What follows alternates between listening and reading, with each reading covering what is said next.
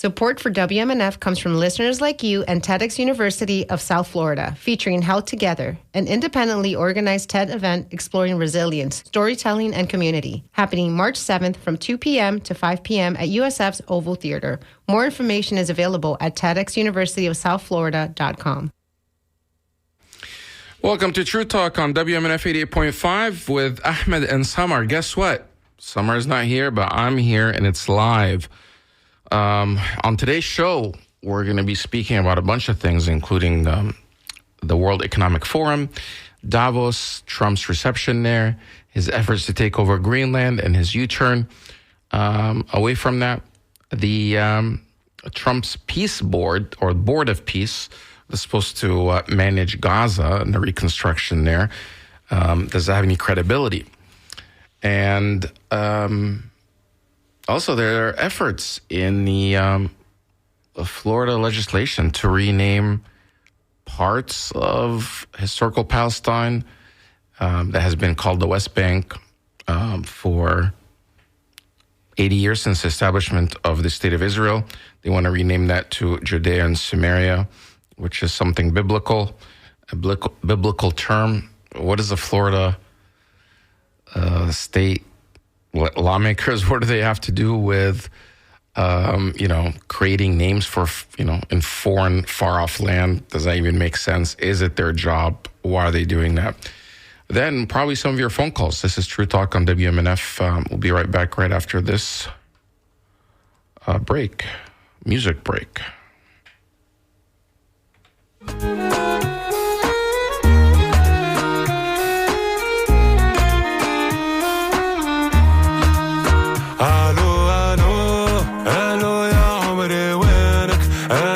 شبابي وينك الو يا الغالي وين الو سلم لي عالحبيبة عايش بين ناس غريبة مش عارف وكري وين الو يا عمري وينك الو يا شبابي وينك الو يا الغالي وين الو سلم لي عالحبيبة عايش بين ناس غريبة مش عارف وكري وين قالوا يا حبيبتي نعرف اللي طالت غيبتي الأيام ضحكوا على شيبتي وشيبة ولت شيبة ما حبوا طيبتي ناس تستنى في خيبتي والأرنبة طلعت ذيبتي وشوفنا منهم خيبة قالوا يا الغالية شلز شباب على إيطاليا البحر وامواج والعالية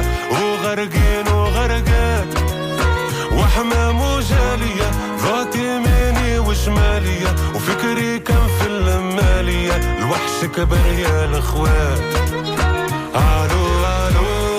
الو يا عمري وينك الو يا شبابي وينك الو يا الغالي وين الو سلم لي عالحبيبة عايش بين ناس غريبة مش عارف وكري وين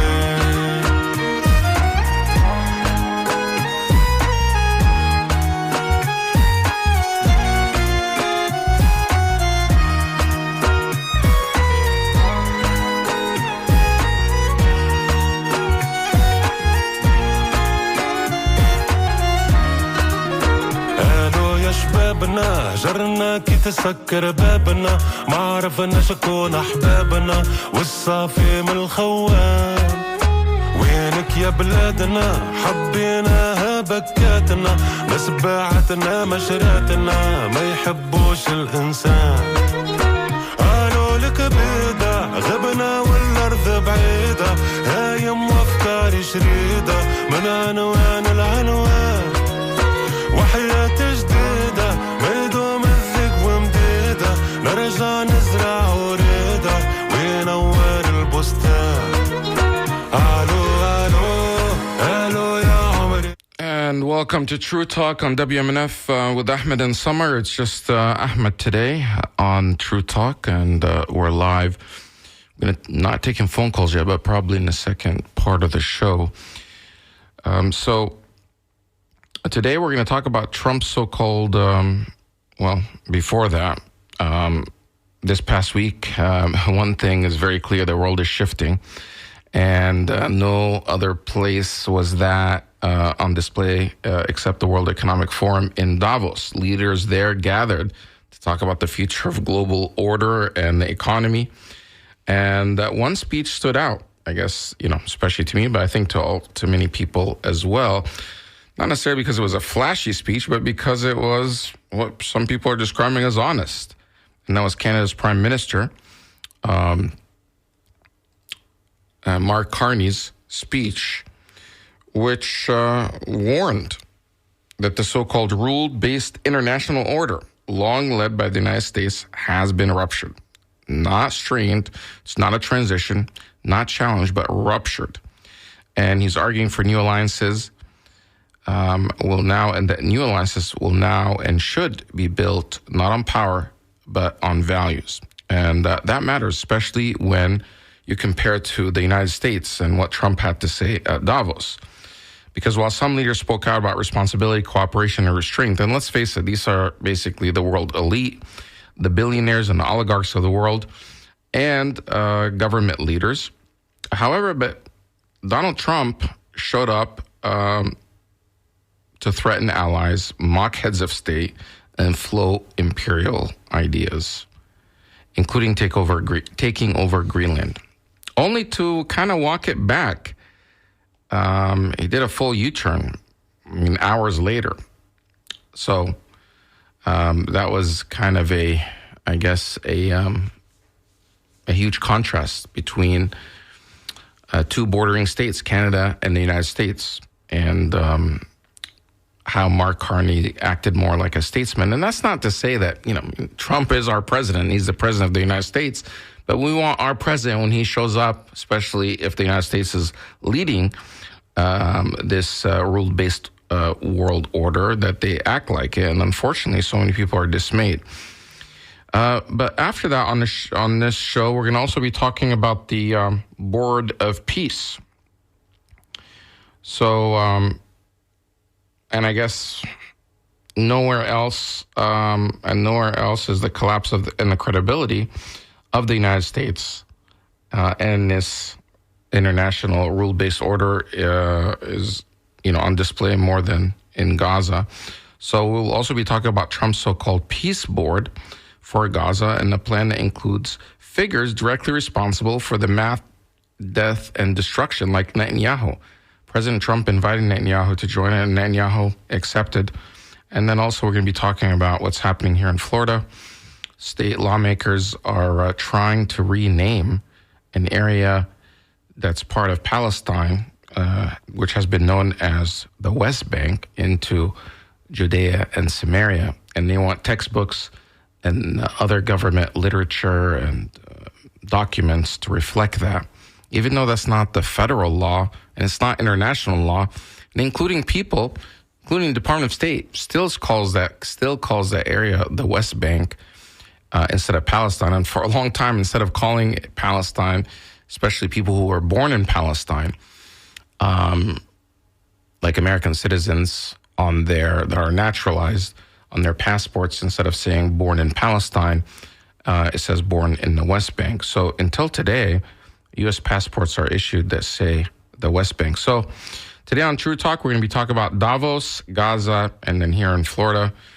They're kind of three stories, but kind of all mashed into one. But so I want to start with Mark Carney's speech at the World Economic Forum, and where, he kind of describes how it's ruptured. So tune into that. You can actually just Google the full speech if you want to listen to it. It's really interesting, especially to see an ally and how they're being straightforward about the direction, not only of the world, but especially the United States, and that the United States can't be relied on anymore to lead this new world order that's a old world order and that no longer exists. So let's listen to that now, and then let me see if I marked it at the right spot.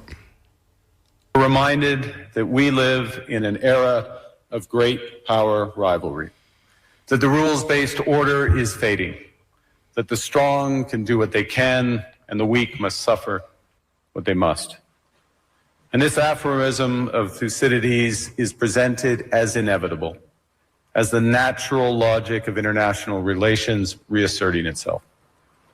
And faced with this logic, there is a strong tendency for countries to go along to get along, to accommodate, to avoid trouble, to hope that compliance will buy safety.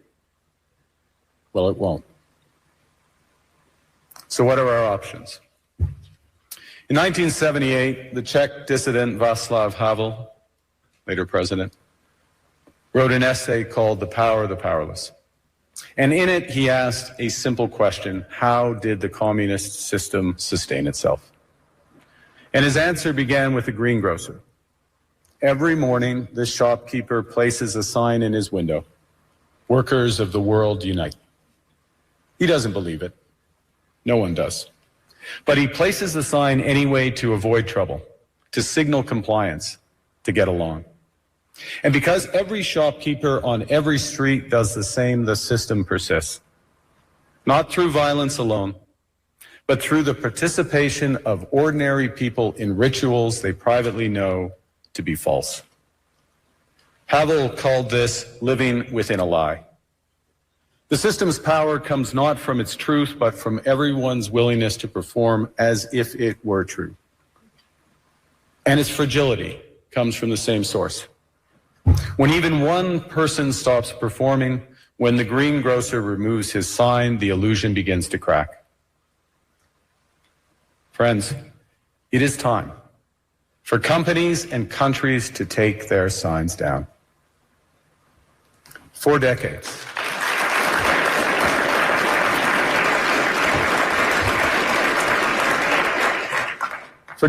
countries like Canada prospered under what we called the rules-based international order. We joined its institutions, we praised its principles, we benefited from its predictability. And because of that, we could pursue values-based foreign policies under its protection. We knew the story of the international rules-based order was partially false, that the strongest would exempt themselves when convenient, that trade rules were enforced asymmetrically. And we knew that international law applied with varying rigor depending on the identity of the accused or the victim. This fiction was useful. And American hegemony in particular helped provide public goods, open sea lanes, a stable financial system, collective security, and support for frameworks for resolving disputes. So we placed the sign in the window. We participated in the rituals. And we largely avoided calling out the gaps between rhetoric and reality. This bargain no longer works. Let me be direct. We are in the midst of a rupture, not a transition. Over the past 2 decades, a series of crises in finance, health, energy, and geopolitics have laid bare the risks of extreme global integration. But more recently, great powers have begun using economic integration as weapons. Tariffs as leverage, financial infrastructure as coercion, supply chains as vulnerabilities to be exploited. You cannot live within the lie of mutual benefit through integration when integration becomes the source of your subordination. The multilateral institutions on which the middle powers have relied, the WTO, the UN, the COP, the architecture, the very architecture of collective problem solving are under threat. And as a result, many countries are drawing the same conclusions, that they must develop greater strategic autonomy in energy, food, critical minerals, in finance and supply chains. And this impulse is understandable. A country that can't feed itself, fuel itself, or defend itself has few options. When the rules no longer protect you, you must protect yourself. But let's be clear-eyed about where this leads. A world of fortresses will be poorer, more fragile, and less sustainable. And there's another truth.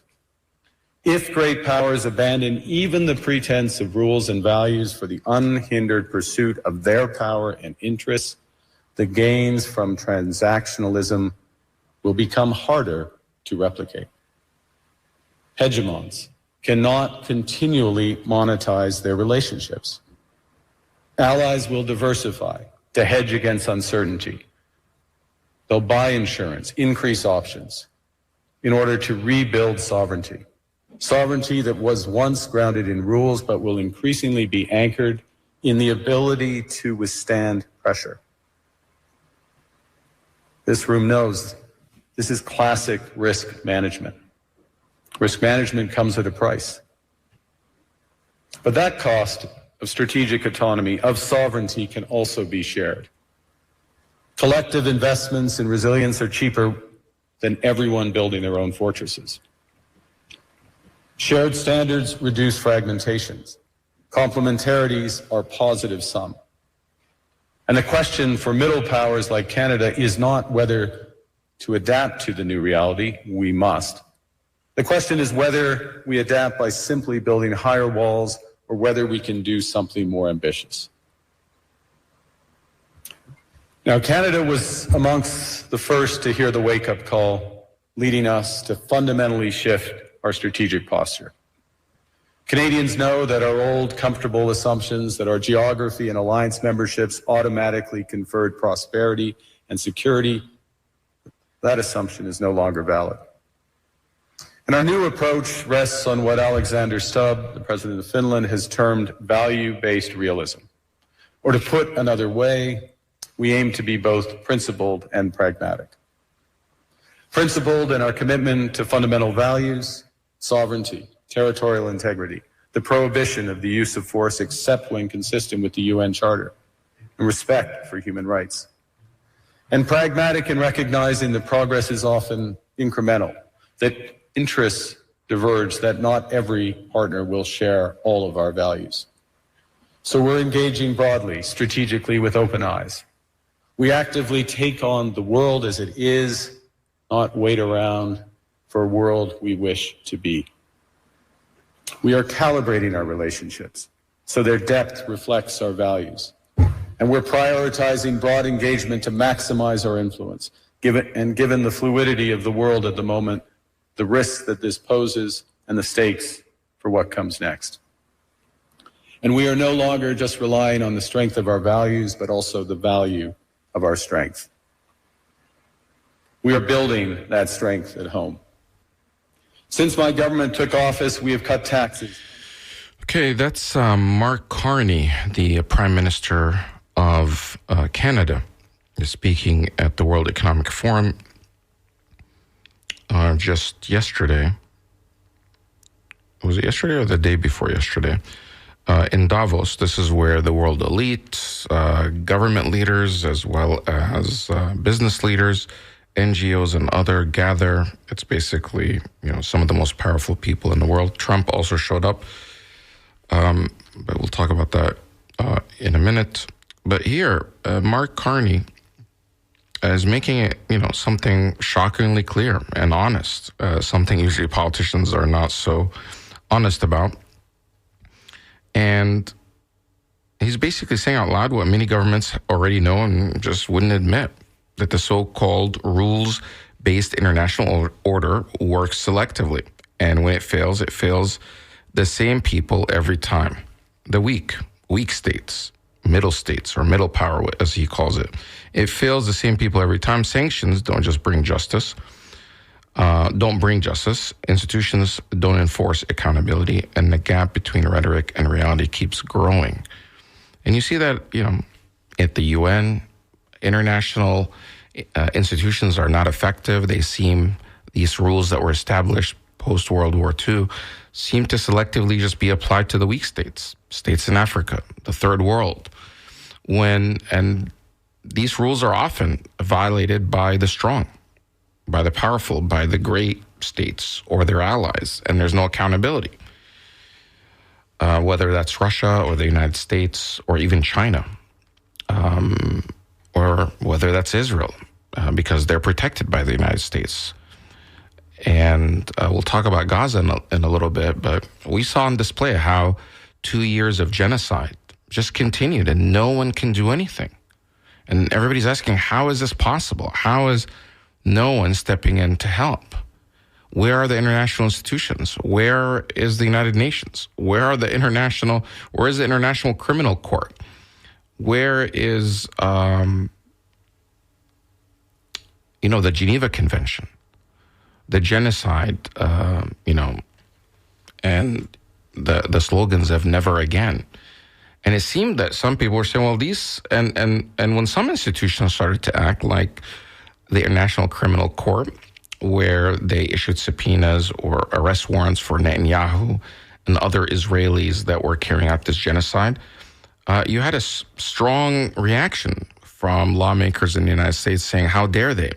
That the International Criminal Court is not supposed to go after people in the United States or leaders in the United States or Israel or the first world, that these were meant somehow just for the third world. And that's that they were never designed for that. And it showed the double standards and the hypocrisy. And that's basically what Mark Carney is saying, that this international rules-based order is not working and has been ruptured. And now it's time to create a new one. And in a way, without the United States, and something that's built on values or shared interests. And he's saying that it should be the middle powers, which he says Canada is one of them, that they can't rely on the great powers anymore because they're just going to do things in their own interest. Russia will invade Ukraine or whoever else they want. The United States will go and kidnap Maduro and, run Venezuela by, remote, that they'll establish a board of peace in Gaza and rebuild it as they want. And ordinary countries can't do anything about it. That might is right, that people with power can just do whatever they want. And for the longest time, we've been fed this idea that there is international law, that there are rules to this world, that people, are not above the law. But as we've seen, and really since Gaza really, exposed this and created this kind of exposed countries and nations, that it was just, a lot of it was just lip service because people were not able to act. And then as things in Venezuela and other places erupted, we continue to see it on display. We see it also, in Iran, and I did receive an email saying that what is going on in Iran, a text message we received said, I look at your show as my trusted go-to for everything Middle East related. Okay, thank you for that message. Thank you for putting your trust in our show. So they're saying, so can you tell me exactly what's going on in Iran? What are the protests about? Thank you. Well, I'm not an Iran expert, and this is kind of sidetracked, but I did want to address it because it's something that's been in the news a lot. But my understanding is that at the beginning of this year in Iran, there were organic protests that did start. A lot of it started by business leaders and shopkeepers that were protesting the currency of Iran being devalued. That basically, in a short amount of time, the currency, their currency, plummeted, making it very difficult, very expensive to buy things, especially for shopkeepers and people that sell things. And a lot of times they end up paying, prices for things that are imported, goods that they have to import from outside. And if your currency, if their local currency is devalued, then it costs a lot more to be able to buy or import those goods from outside, and they can't make a profit. So the protest started because of economic reasons, and they were mostly peaceful. And I guess a couple of days into it, somehow those protests started picking up steams, and then there were people within the protests that started acting violently, few groups or few individuals, and it wasn't clear what is going on. Now, I should, preface this by saying I don't like the government in Iran. I do think they're authoritarian. I do think that they censor and that there aren't a lot of freedoms in that country under the current regime. I wouldn't say it's the worst in the world, but it's not good, and people are arrested. People do disappear. People that oppose the government. There are evidence that there's torture, et cetera, et cetera. Are they the worst in the world? No, they're not. But obviously, it's bad. And they also had a huge hand in destabilizing Syria and propping up that dictator there, Bashar al-Assad, and which led to the displacement of millions of Syrians and the death of hundreds of thousands. I'm not sure exactly the number, but they were definitely supporting the al-Assad regime in Syria, and they were sending forces that were fighting there. They were funding Hezbollah that was also fighting there. So I'm not a fan of the regime in Iran.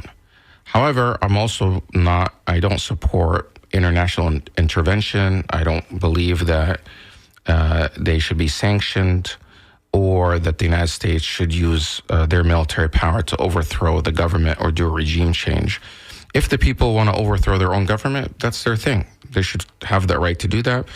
And if they can't do it by themselves, then the United States, America should not use its weapons and resources to go in and fight that fight. Then that's not really a revolution or overthrowing your own government. That is, outside intervention. And however, why and how did the protests become violent? There's a lot of theories out there, and there's evidence, obviously, and you could look into this, that Mossad agents and Israeli government were involved in some of that destabilization and violent attacks, which the response from the Iran government also used violence. And from reading from different sources, it seemed like some elements within the protests, and this happens a lot, especially when people try to do regime change, that something starts out as peaceful, organic, and it starts picking up traction. Then outside forces or outside groups, outside intelligence agencies, especially from the enemy side, will infiltrate those groups or participate in the unrest, and then start using weapons or violence to target the police or law enforcement or whoever, and sometimes they'll even target protesters. The idea is just to create chaos and violence so the situation spins out of control. And I think there are a lot of elements to suggest that some of that has happened. And then there was a violent reaction from the government. And at some point, the government in Iran shut off the internet, saying that the reason that they did that was that they realized that the protest elements or the foreign agents that had infiltrated or got into the country were actually Mossad agents or intelligence agents. And this is not the first time. If you remember, during the war during a 12-day war, that Mossad was able to infiltrate and get inside Iran, and they were launching attacks with drones from inside the country. And I think that was a learning lesson for them, that they had all these foreign fighters from Israel or other intelligence services that were inside the country and using drones or other ways to bomb and kill Iranian officials, as well as nuclear scientists. And they were, trying to figure out how is it happening? How was, such precise targeting? And they realized that those agents were actually inside the country. So there was, there's a lot of evidence to suggest that, and they did capture some of them, that Mossad agents were inside. They cracked down on them, and they did also crack down on other protesters that were participating. But who instigated, who started the violence? It's not clear. That on the Iranian side, they're saying it was, outside groups, and they responded to it.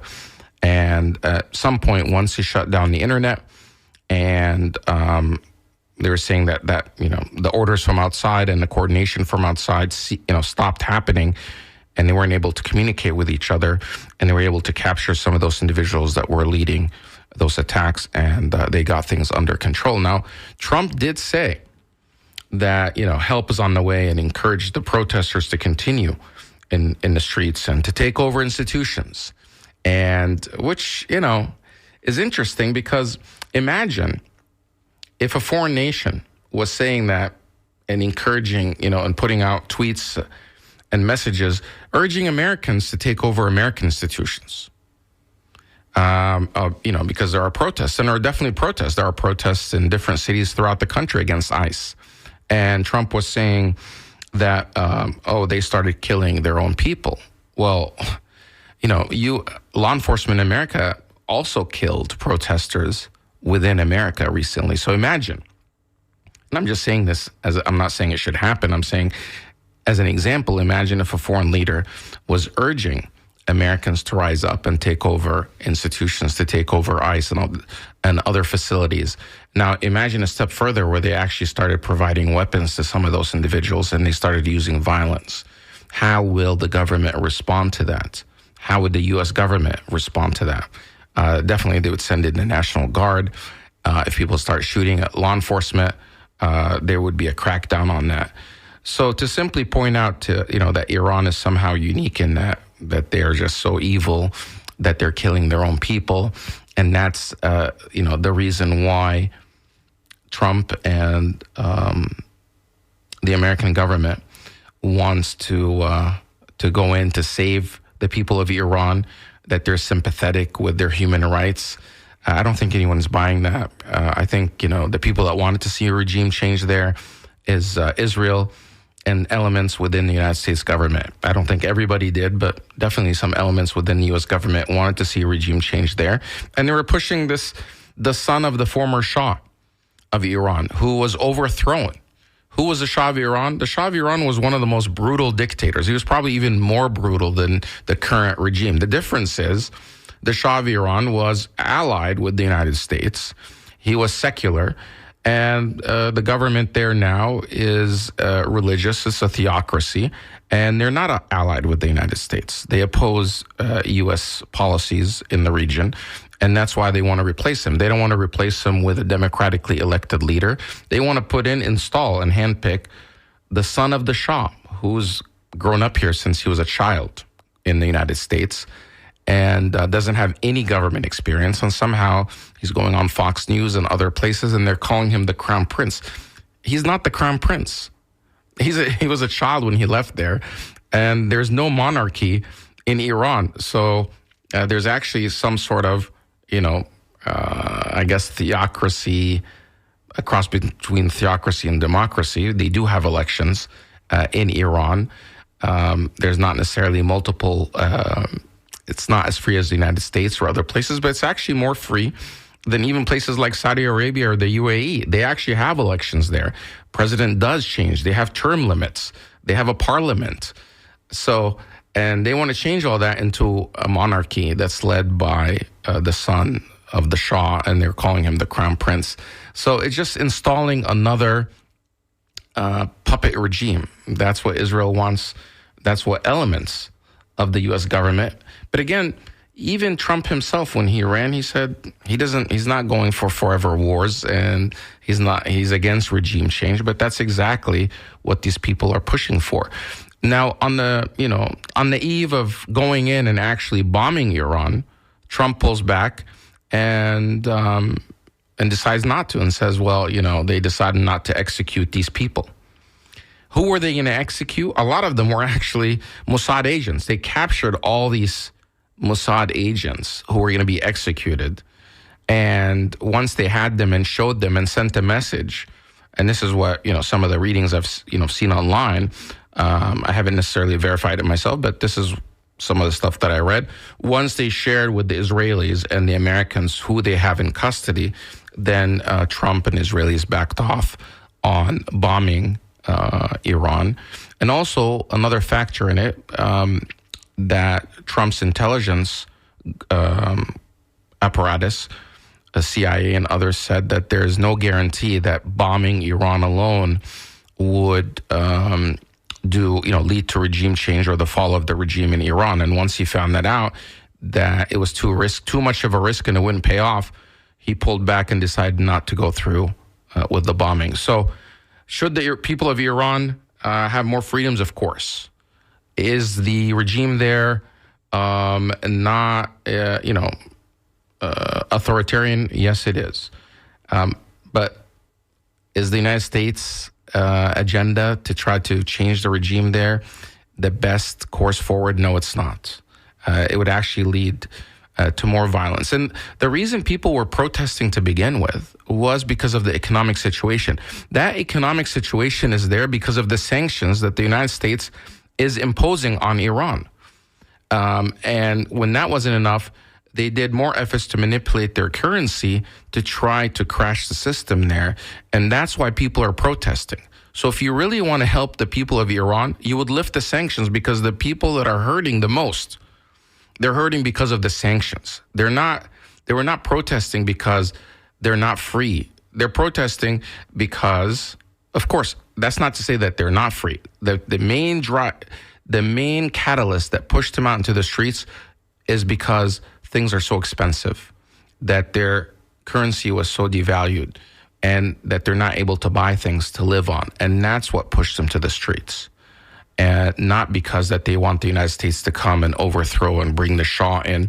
That is not the main driver for what's happening in Iran. Now, all you have to do is look on social media. Who are the biggest proponents that are pushing for regime change and supporting the return of the son of the Shah? It's pro-Israel groups.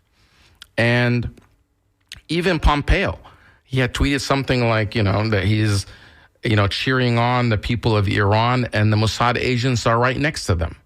That's who was part, that had all this, military equipment and Starlink, internet devices.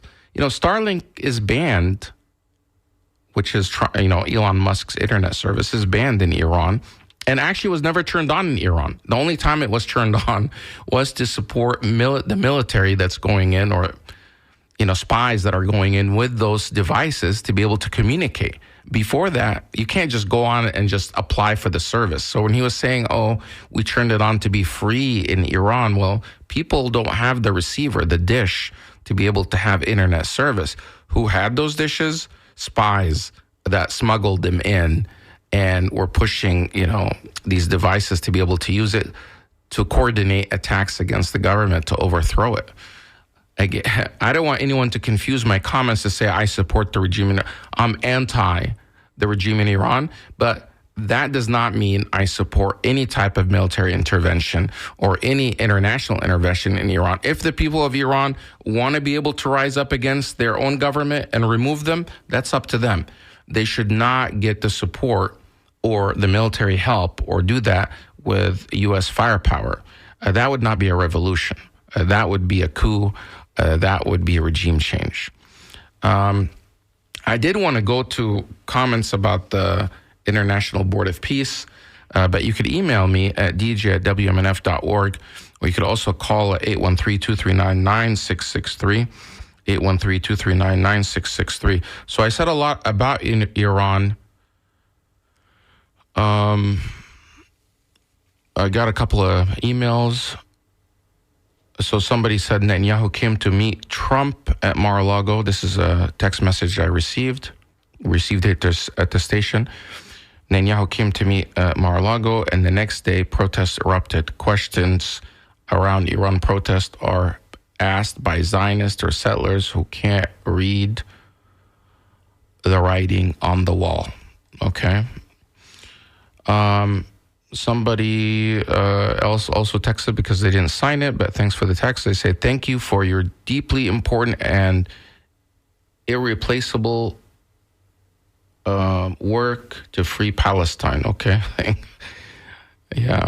And then there's another message here, another text. Thank you very much for the information. I actually never really cared about this stuff until I started listening to your program. And you and Samar educated me on what's happening truly. Thank you. Initials IE. So thanks. Yeah, we should pay attention because so much of our foreign policy and so much of what happens to us and our economy is dictated by what's happening around the world. Yeah, we shouldn't be meddling in other people's affairs, but we also shouldn't be isolationists where we just put our blinders on and don't care about what's happening everywhere else.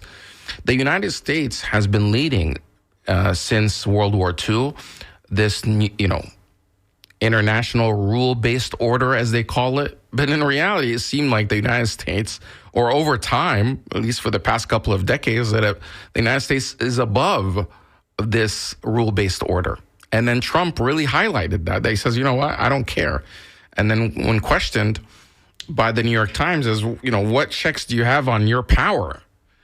And he didn't mention anything about the Supreme Court or Congress or anyone else or even the UN or international rules or international law. He said, my own moral, my own morals, my own judgment, my own character. Like he himself is the check on himself. And some people said that means he has no limit because in their words, you can read between the lines. It should be really concerning to us. And going after Greenland and just wanting to take it by force and threatening to go after, to rupture the NATO alliance over it. I mean, Denmark is another, is a NATO ally. It's part of NATO. So you want to go fight against a NATO ally? And now European allies are saying that they can't count on the United States, and they have to basically, establish themselves, which may be good for them, but it's bad for the United States, and it's bad for America. So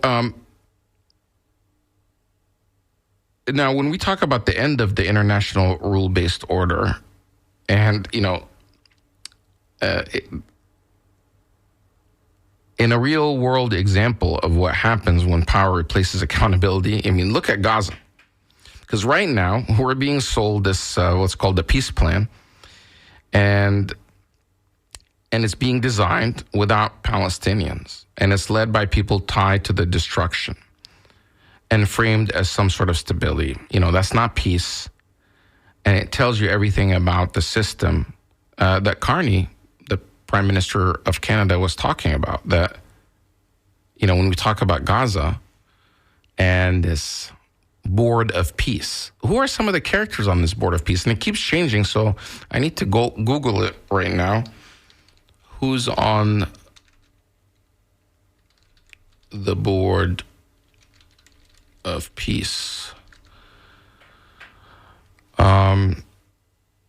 Okay, so Trump is highlighting this.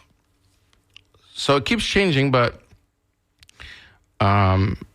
before, at one point, the first initial people, it did not include any Arabs or Palestinians or, Muslims for that matter, but it keeps changing. So I don't know if this is actually the correct one, but it has people like Jared Kushner. It has Witkoff. Of course, Trump is the one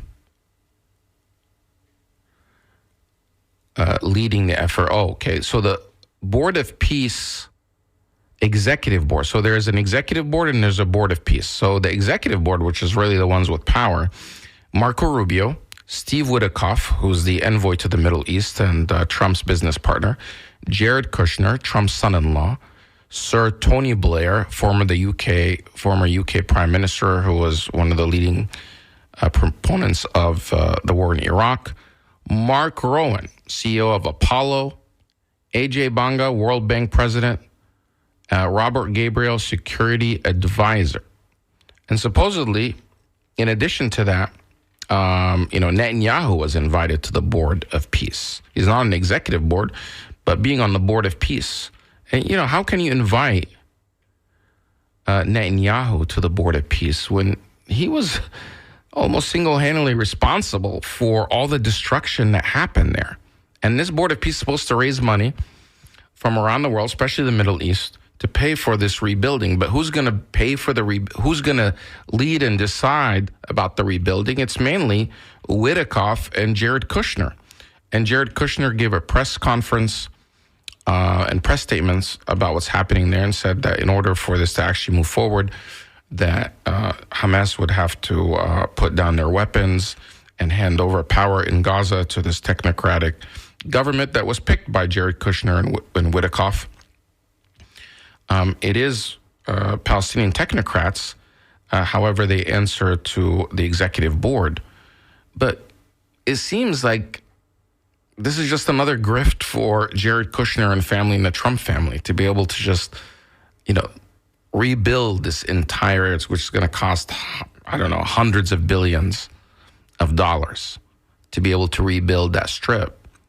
And, the renderings that I've seen to turn it into this high-tech corridor, this, very advanced city, and that somehow that there'll be a place for Palestinians, and supposedly Palestinians are going to be employed to rebuild it. But who's going to make the money, and who's going to own those properties? Who's going to own the land? And this was a land that belongs to Palestinians, and all this natural gas reserves that are right off the coast of Gaza. It's probably it's not going to go to the people of Gaza that have suffered so much. And it just shows you that Jared Kushner has nothing to do with that land. He's not Palestinian. Neither is Trump. Neither is Marco Rubio or Witkoff. But somehow they're in charge to decide of what takes place in that area. And they decide for the Palestinians. I have a phone call from John and Lutz, which I'll take now.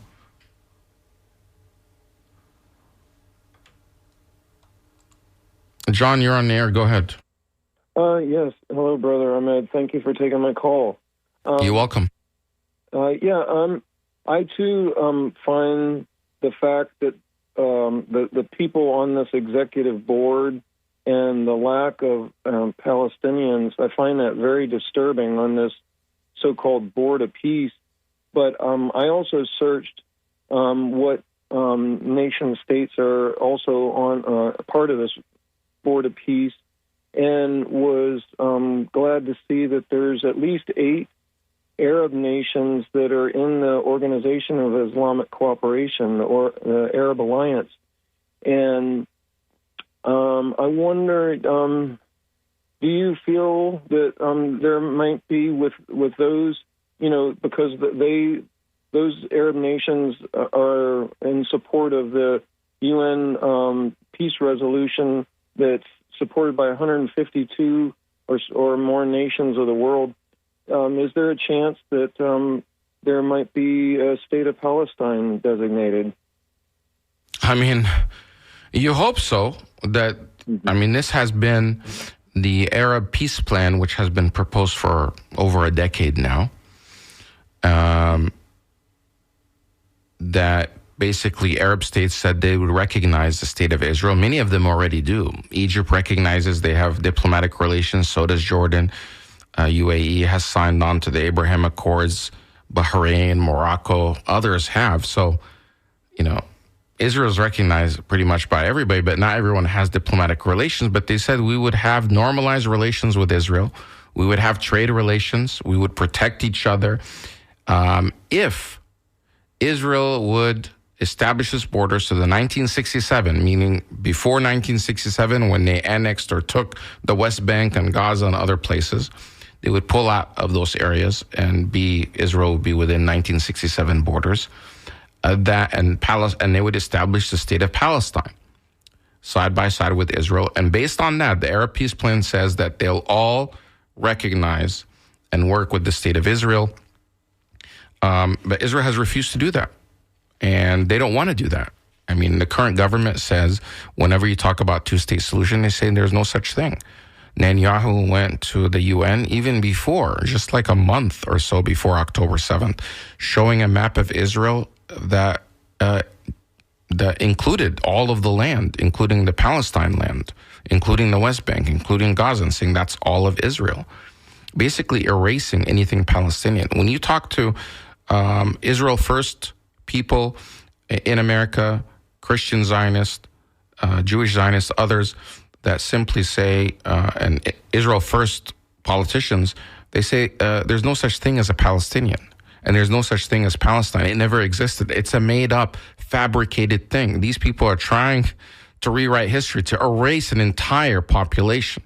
So I don't see that the people in power now or the foreign policy establishment in America would allow a Palestinian state despite their rhetoric. I mean, the Trump administration is not talking about a Palestinian state anymore as somehow a necessity. Netanyahu and the people in power in Israel stopped talking about that long ago. They want to have one Jewish-only state that, Israel is recognized as a Jewish state and Jewish majority. They would be in power. They would allow second-class citizens to be Arab within Israel, but it would never be. It would only be, they would have this two kind of tiered system for Jewish people and Arab people. So I don't know. I don't have a lot of hope.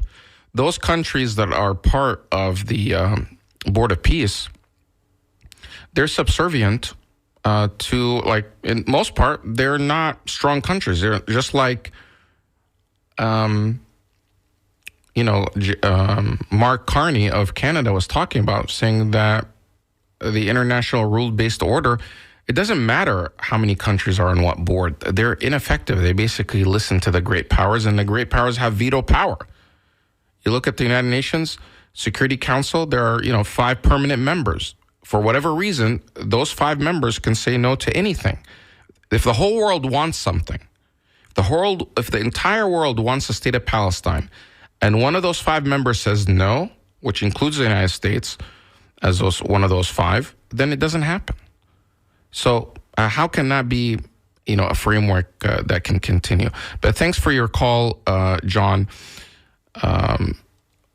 and for continuing to listen. The last thing I want to mention, maybe we don't have a lot of time to talk about it now, there are efforts in Tallahassee, a bill that was introduced, HB 31, where a couple of lawmakers have introduced, they want Florida to rename, and all their institutions, schools, colleges, others, to rename the area, which is now defined a geographic area called the West Bank, rename it into a biblical term called Judea and Samaria. It's not found anywhere on any map in the world. Only religious Zionists or Zionist individuals call that area Judea and Samaria. Only recently, they started calling that, repeatedly under the, more openly. I think so. I mean, don't hold me on that, but it seems like under the current regime in Israel, under Netanyahu, this very right-wing government, they call the area Judea and Samaria, all the time. International law, the United Nations, everywhere else have been calling it the West Bank, but it's been called the West Bank since 1948. It means it's, the area west of the Jordan River. That's where the West Bank comes from. It's not a historical term for Palestinians. I don't like the term myself because the area is called Palestine. So if you have a future state, it's not going to be called the West Bank state. It's called the Palestine state. So anyway, but the idea that they want to rename that area to Judea and Samaria, I don't think that's the job of the Florida legislators. And especially when federal law, this is just like another move, taking a page out of the, or let's rename the Gulf of Mexico to the Gulf of America idea. It's not Florida's job to rename areas on maps in foreign nations. That's for the people there to decide what they want to be called. But somehow the Florida lawmakers, instead of dealing with our health care and homelessness and other issues, they want to focus on geography, and specifically when it comes to Israel. These are Israel first politicians that are just pushing this idea to erase the people there. So this is True Talk on WMNF Tampa. The Scoop is next. Have a great weekend, everyone. See you at the same time, same place next Thursday here at 12 o'clock.